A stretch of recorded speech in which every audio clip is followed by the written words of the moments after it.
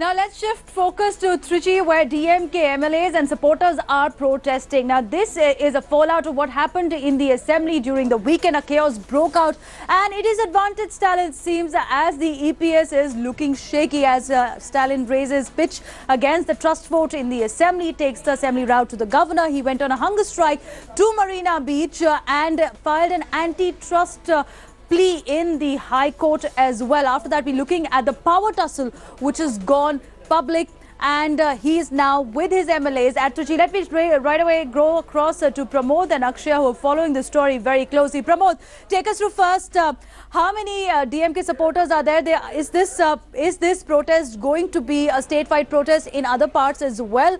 And isn't it the leadership rise that we can see of M.K Stalin, given the AIA DMK fiasco?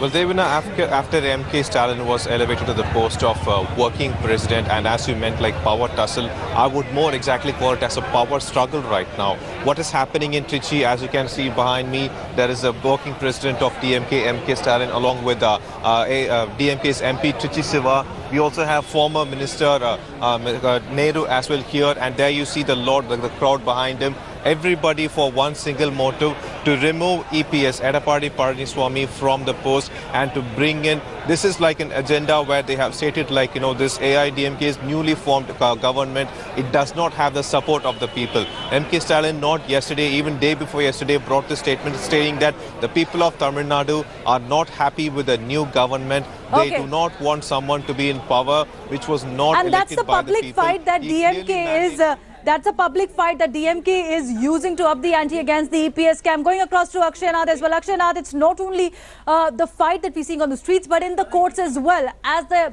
petition of the DMK is set to come up in the Madras High Court. Take us through what have been the conditions laid in the plea and arguments being made in the plea, and what's expected in the court today.